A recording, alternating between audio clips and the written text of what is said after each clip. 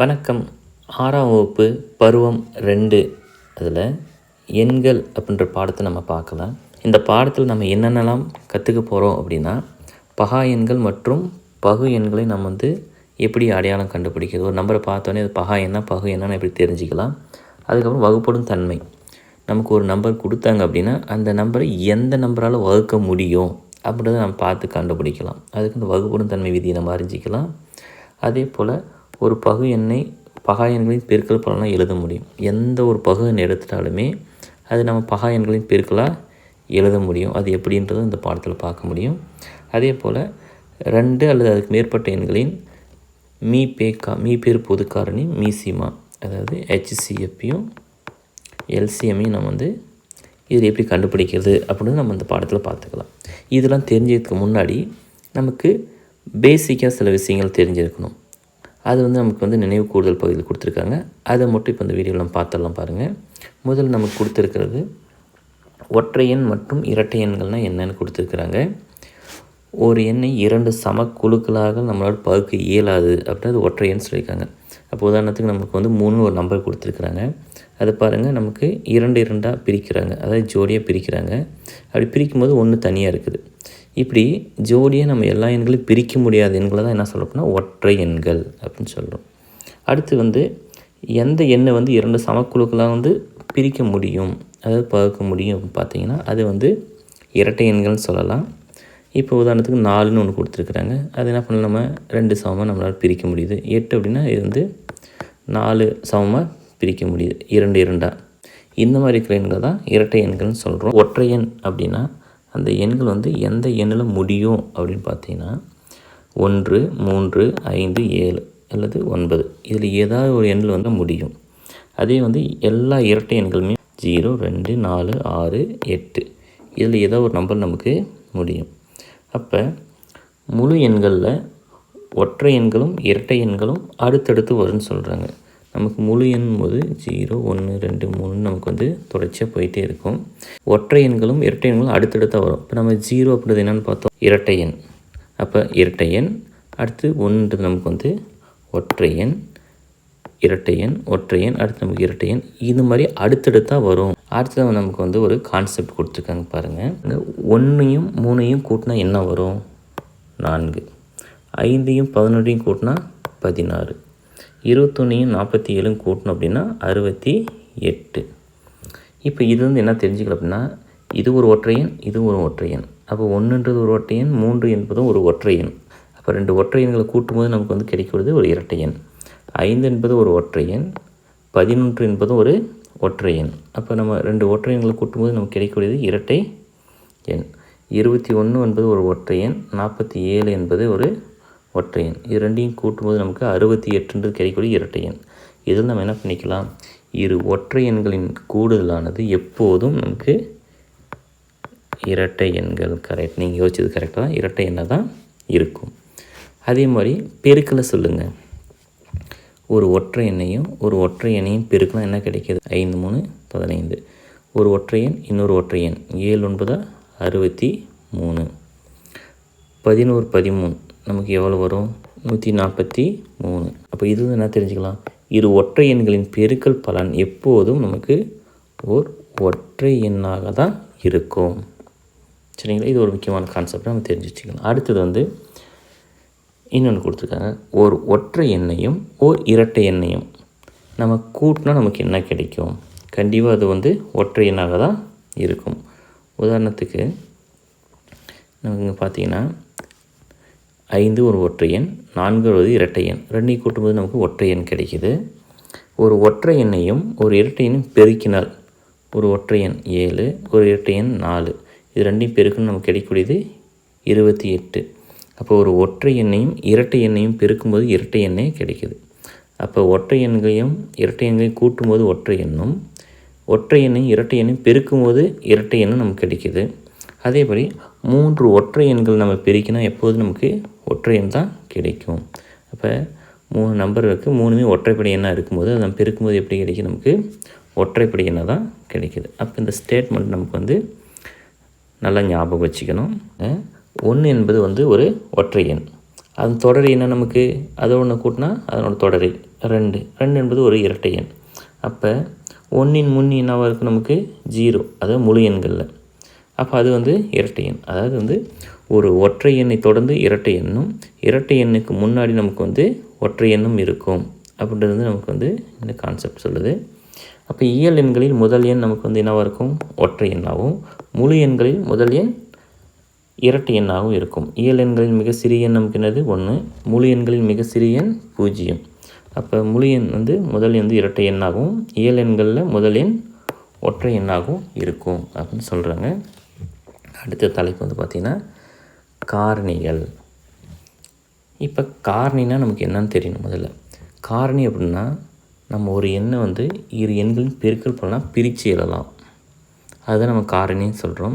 உதாரணமாக 8ன்னு ஒரு நம்பர் கொடுத்துருக்காங்க. அந்த 8 நம்பர் எப்படி பிரிக்கலாம், 2, 4, 8. அப்போ இந்த 2ன்றது ஒரு காரணி, 4ன்றது ஒரு காரணி, 8ஓட காரணி. 20 எப்படி பிரிக்கிறாங்க, 2, 10, 20, 4, 5, 20 இப்படி நம்மளால் பிரிக்க முடியுது. அப்போ இந்த 2, 4 இதெல்லாம் என்ன சொல்கிறோம், 8ஓட காரணி. அப்போ இதை தாண்டி இந்த எண்களை நம்ம இன்னும் எப்படி பிரிக்கலாம் அப்படின்னா, 8 வந்து ஓர் 8 8. அதே போல் 20 நம்ம எப்படி பிரிக்கலாம், ஓர் 20 20 அப்படின்னு நம்ம பிரிக்கலாம். அப்போ ஒரு எண்ணை வந்து இரு எண்களின் பெருக்கல் பலனாக பிரிக்க முடியுது அப்படின்னா அந்த எண்களை தான் நம்ம என்ன சொல்கிறோம்னா காரணிகள் அப்படின்னா. அப்போ காரணி அப்படின்னா ஒரு எண்ணை நமக்கு என்ன பண்ணணும், கண்டிப்பாக மீதியின்றி வகுக்கணும். இப்போ நம்ம பிரித்து எண்களெல்லாம் கொண்டு இந்த எண்ணை வகுத்து பார்த்தோம்னா நமக்கு வந்து மீதி வந்து நமக்கு 0 தான் கிடைக்கும். உதாரணத்துக்கு 8 நம்ம என்ன பண்ணலாம், 8ஓட ஒரு காரணி நம்ம 2ன்னு சொல்கிறோம். 2ஆல் வகுத்தா 4 2 8, மீதி 0. அப்போ 20ன்னு சொல்கிறோம். 20 நம்ம வந்து 5ஆல் வகுத்தோம் அப்படின்னா 4 5 20, மீதி 0. அப்போ ஒரு எண்ணை வந்து எந்த எண் மீதின்றி வகுக்குதோ அதுக்கு வந்து அது என்னது காரணியாக கண்டிப்பாக இருக்குன்னு சொல்கிறோம். சரி, ஒவ்வொரு எண்ணிற்கும் 1 மற்றும் அது எண் காரணியாக அமையும். அப்போ எந்த ஒரு நம்பர் நம்ம எடுத்துட்டாலுமே அதை வந்து நம்ம என்ன பண்ணலாம், 1ஆல் வகுக்க முடியும். அதனால் 1ம் அதே எண்ணால் நம்ம வகுக்கலாம், ஒரு முறை வகுக்கலாம். அதனால் வந்து 1ம் அதே எண்ணும் காரணியாக அமையும் அப்படின்னு சொல்கிறாங்க. அடுத்து ஒரு எண்ணின் ஒவ்வொரு காரணியும் அந்த எண்ணின் மதிப்பிற்கு குறைவாகவோ அல்லது சமமாகவோ நமக்கு இருக்கும். நீங்கள் எந்த ஒரு நம்பர் எடுத்துட்டாலும் அந்த ஒவ்வொரு காரணியுமே ஒன்று அந்த எண்ணை விட குறைவாக இருக்கும் அல்லது அதுக்கு ஈக்குவலாக இருக்கும். உதாரணத்துக்கு வந்து இப்போ 10 அப்படின்னு எடுத்துட்டோம்னா இதனோட காரணி நம்ம இதெல்லாம் ஓர் 10 10, இது நமக்கு 10க்கு சமமாக இருக்கும். அதே 10 நம்ம எப்படி இதெல்லாம் 2 5 10, இரண்டுமே 10 விட குறைவு. அப்போ நம்ம இவ்வளோ தான் வந்து என்ன அப்படின்னா இதனோட காரணிகள். அப்போ இதனோட காரணி என்ன நடக்கும், நமக்கு 1 2 5 10 இது எல்லாமே 10ன் காரணிகள் அப்படின்னு நம்ம சொல்லலாம். மடங்குகள் பார்த்துடலாம். இப்போ வந்து நமக்கு வந்து உதாரணத்துக்கு ஒன்று கொடுத்துருக்காங்க, 7ஓட பெருக்கல் அட்டவணைன்னு கொடுத்துருக்காங்க. அது 7ஆம் வாய்ப்பாடு கொடுத்துருக்காங்க. ஓர் 7 7 ஈர் 7 14 3 7 21 நமக்கு கொடுத்துருக்குறாங்க. இந்த மாதிரி வரக்கூடிய எண்களை நம்ம என்ன சொல்கிறோம் அப்படின்னா மடங்குகள் அப்படின்னு நம்ம சொல்கிறோம். அப்போ ஒரு எண்ணின் ஒவ்வொரு மடங்கும் அந்த எண்ணை விட அதிகமாகவோ அல்லது சமமாகவோ இருக்கிறது. இப்போ எந்த எண் எடுத்துட்டாலுமே அந்த எண் அது அதுக்கு சமமாக இருக்கும், அதாவது மடங்கில். இப்போ 3ன் மடங்கு அப்படின்னா 3ன் மடங்கு என்ன நம்ம பார்க்கலாம், 3 6 9 12 இப்படி நம்ம போகும். இந்த மடங்குக்கு நமக்கு என்ன இருக்காது, முடிவு இருக்காது. மடங்கு வந்து முடிவெல்லாம் போயிட்டுருக்கும். ஆனால் அந்த மடங்கு எதுக்கு சமமாக இருக்கும், அந்த எண்ணுக்கு சமமாக இருக்கும். இதை சொல்கிறாங்க, ஒவ்வொரு எண்ணின் ஒவ்வொரு மடங்கும் அந்த எண்ணை விட அதிகமாகவோ அல்லது சமமாக இருக்குதுன்னு சொல்கிறாங்க. அதே போல் ஒரு எண்ணின் மடங்கு முடிவற்றவை. இப்போ இந்த எண் எடுத்துட்டோம் அப்படின்னா இதனோட மடங்கு என்ன ஆகுனா முடிவு இல்லாமல் போயிட்டே இருக்கும். அதுதான் சொல்கிறாங்க. இப்போ பார்த்தீங்கன்னா இப்போ நம்ம படித்ததை இங்கே பார்க்கலாம், எந்தளவுக்கு புரிஞ்சிருக்கீங்கன்னு பாருங்கள். மிக சிறிய ஒற்றை இயல் எண் 1 அப்படின்னு சொல்லுவாங்க. இது சரியாக தவறா அப்படின்னு நம்ம சொல்லலாம். நமக்கு வந்து இயல் எண் ஸ்டார்ட் வந்து நமக்கு என்னது 1ன்றது நமக்கு என்னது ஒற்றை இயல் எண். அப்போ நமக்கு வந்து இயல் எண் வந்து பார்த்தா 1 2 3 நமக்கு வந்து ஆரம்பிக்கும். அப்போ மிக சிறிய எண் இயல் எண்ணில் 1 தான், அது வந்து ஒற்றை எண். சரி, 2 என்ற எண்ணானது மிக சிறிய இரட்டை முழு எண் நம்ம சொல்கிறாங்க. அப்போ நமக்கு வந்து முழு எண் ஃபஸ்ட்டு தெரியணும். என்னது 0 1 2 3 ஆரம்பிக்கும். இது நமக்கு வந்து என்ன இரட்டை முழு எண் 2ன்னு சொல்கிறாங்க, மிக சிறியது. ஆனால் நமக்கு மிக சிறிய இரட்டை முழு எண் நமக்கு என்னது 0. அப்போ அடுத்தது நமக்கு இந்த 2 எண்களையும் நம்ம கூட்டும்போது ஒரு ஒற்றை எண் ஆகும்னு சொல்கிறாங்க. அப்போ நம்ம ரெண்டையும் கூட்டினா 1ஆம் இலக்கம் என்ன வரும் நமக்கு 8. நமக்கு 1ஆம் இலக்கம் 8ன்னு வந்தால் அது வந்து ஒரு இரட்டைப்படை எண். அப்போ இது தவறு, இதுவும் தவறு. ஒவ்வொரு எண்ணிற்கும் அதே எண் ஒரு காரணியாக அமையும்னு சொல்கிறாங்க. ஒவ்வொரு எண்ணுக்கும் அதே எண் ஒரு காரணியாக நிச்சயமாக அமையும். இப்போ உதாரணத்துக்கு 15 அப்படின்னு எடுத்துகிட்டோம்னா 15 15. இப்போ நம்ம என்ன பண்ணலாம், 15 ஒரு காரணி அமையலாம். 15 நம்ம 15ஆல் வகுத்தோம்னா 15 15 மீதி 0 வருது. அப்போ நமக்கு என்ன இது கண்டிப்பாக இது வந்து நமக்கு காரணியாக அமையும். ஒவ்வொரு எண்ணிற்கும் அதே எண், நம்ம எந்த எண் எடுத்துக்கிறோமோ அதே எண் ஒரு காரணியாக நிச்சயமாக அமையும். 6இன் மடங்கான ஒரு எண்ணானது 2 மற்றும் 3இன் மடங்காக இருக்க முடியுமான்னு கேட்குறாங்க. நிச்சயமாக இருக்க முடியும். ஏன்னா 6இன் ஒரு காரணி தான் என்னது நமக்கு 2 3. இப்போ ஒரு எண் வந்து 6இன் மடங்காக இருக்குது அப்படின்னா அது 2ஆலையும் வகுப்படும் 3ஆலையும் வகுப்படும். அப்போ கண்டிப்பாக 6இன் மடங்கானது 2 மற்றும் 3இன் மடங்காக இருக்கும். சரி, 7 என்பது 27இன் ஒரு காரணியா அப்படின்னு கேட்குறாங்க. 7ஆல் வகுப்படுமா மீதியின்றி? அப்போ மீதியின்றி வகுப்படுதா? 27 நம்ம 7ஆல் வகுத்து பார்க்கலாம். 3 21, 4 28, நமக்கு மீதி எவ்வளோ வருது 6 வருது. அப்போ என்ன கிடையாது, இது வந்து ஒரு காரணி கிடையாது. 12 என்ற எண் 12 என்ற எண்ணுக்கு காரணியாகுமா அல்லது மடங்காகுமான்னு நம்ம கேட்குறாங்க.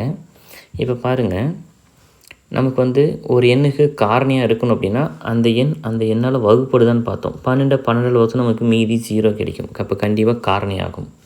மடங்காகும் அப்படின்னா நம்ம 12இன் மடங்கு எழுதணும் அப்படின்னா நமக்கு என்ன வரும், 12 2 12 24 3 36. அப்போ 12 நமக்கு என்னது முதல் எண்ணம் நமக்கு வரும். அப்போ மடங்கும் ஆகும் காரணி ஆகும், ரெண்டுமே நமக்கு வந்து இருக்கும். அடுத்து 30 என்ற எண் 10இன் மடங்கா காரணியான்னு கேட்குறாங்க. 30 என்பது 10ஓட மடங்கா அப்படின்னு பார்த்தோன்னா கண்டிப்பாக 10ஓட மடங்கு. 10ஓட மடங்குனா 10 20 30. அப்போ 10ஓட மடங்கு.